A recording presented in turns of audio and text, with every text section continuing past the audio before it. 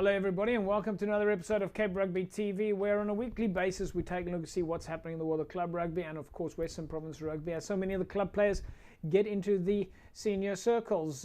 Big thanks of course to our partners on board with us, Score Energy Drinks. As you know, you can of course win a case of Score Energy Drinks as well as a case of bashes during the course of the show, so stick around, we'll tell you more about that a little bit later on how to do that. And of course MChem 24-hour pharmacy.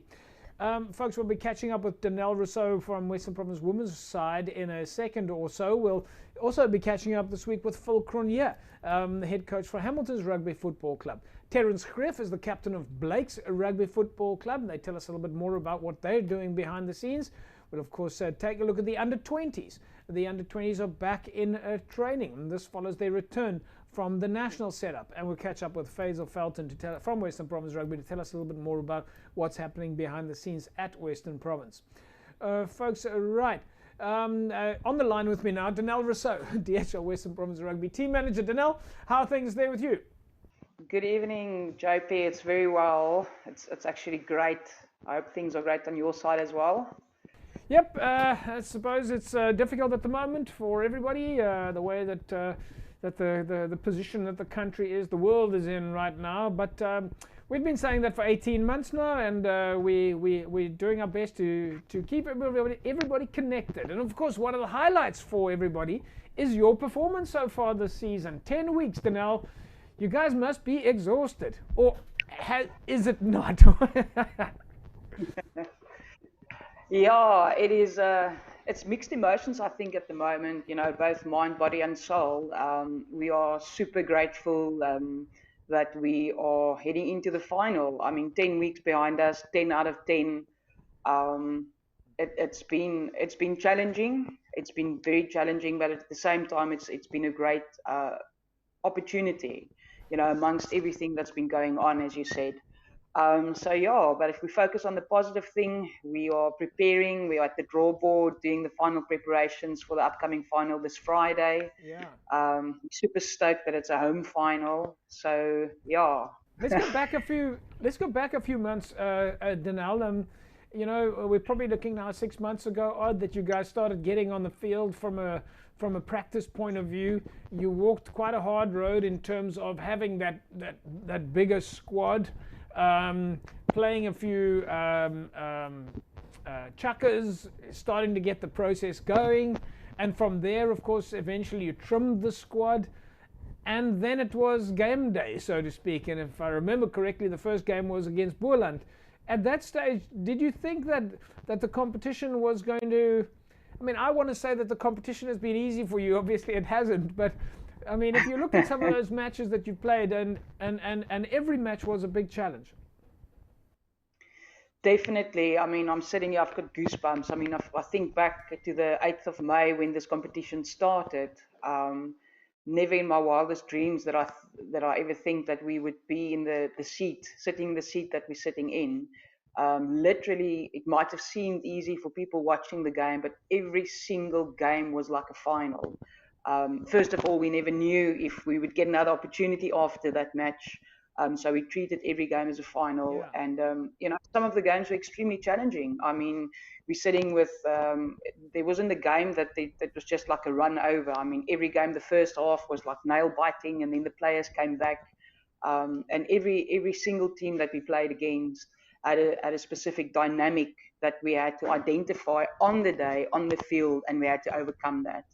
And like I said before, I think I just can just give all the credit to the players and the management and the coaching staff, and also the union. The support we've had from the clubs and the union has been absolutely amazing. And yeah, it's just gone from strength to strength. The players have stepped up. The fact that we've had a big squad, that we had the backup of people just stepping into positions. You know, we've had several big injuries. People that was not in a position to return. So yeah, and we worked with what we had, and I'm extremely grateful for that. And like I said, here we are 10 weeks later entering into a final. I'm ecstatic. It's amazing. There were a couple of teams there that we kept thinking that was the ultimate derby. When you played against the the Bulls lady side, for example. We thought this is the ultimate derby. It's the North-South clash. When you played against Boerland, we thought, well, this is the ultimate derby. It's your neighbours. I mean, there were every match.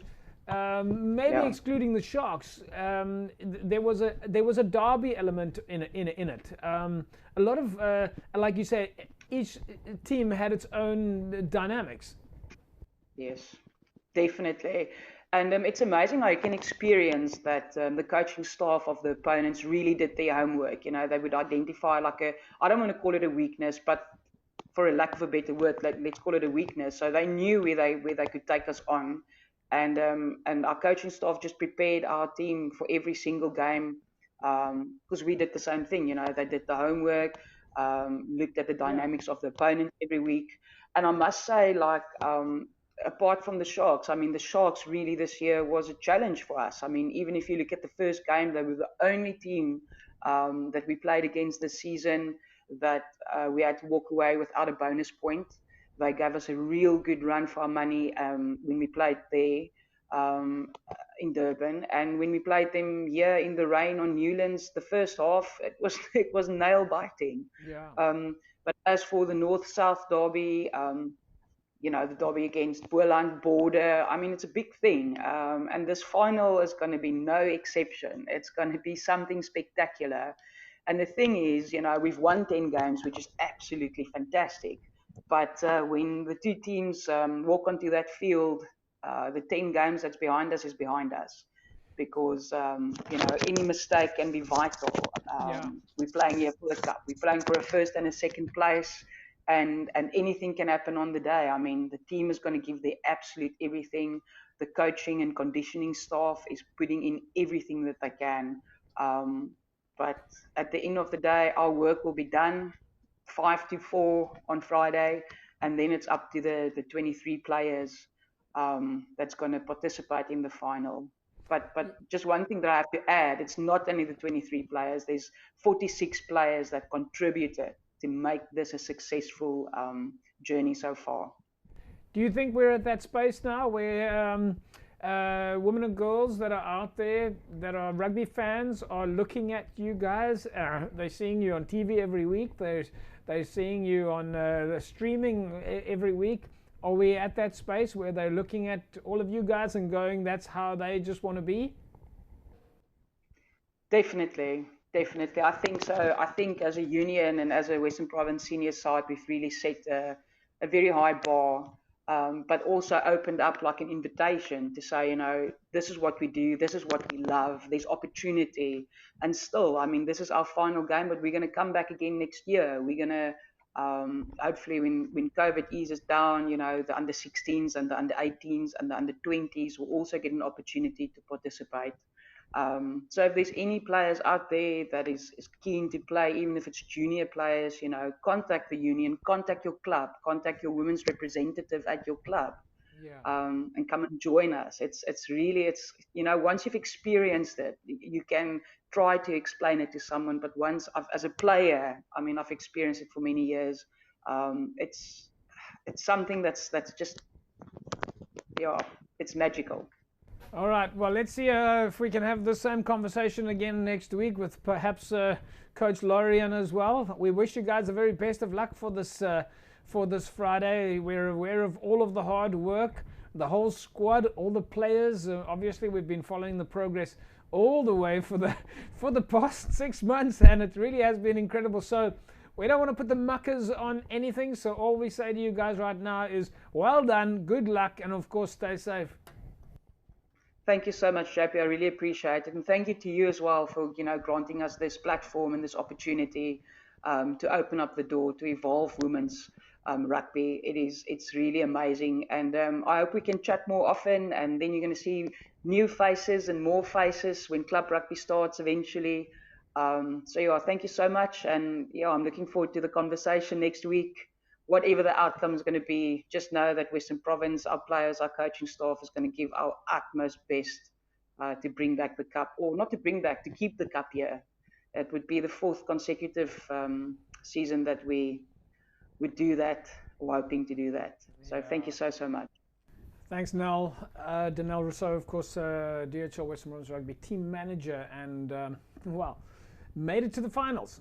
And we're of course going to keep following their progress. It's been really good looking at the success of the women's team. Right, folks, we have been asking you to share your messages of well wishes that we've been putting on the screen, and of course posting that, asking you to put that on our form on Facebook. And so some of the messages that have come in from you so far, Bronwyn Gonzalez Pedro says, in the midst of these dark times, looking for the light, things will get better. God bless. Bronwyn is, of course, from Hands and Hearts Rugby Football Club. Reginald Pfeiffer says, let's keep on communicating to our members. Do not go silent. Silent is the worst answer now. Reginald, of course, from Lamont Wanderers. And we've got a message in from Anthony Almerson. And Anthony says, COVID-19 is real. To all our members out there, let us all adhere to all protocols. Regards, Chairman. Anthony is, of course, from Retreat Rugby Football Club. So, folks, please keep sharing those messages. We'll keep sharing them with you, the viewer, and, of course, our club structures out there as we do our very best to keep you all connected during these difficult times. Stick around. We'll come back to you when we talk more about club rugby after the break.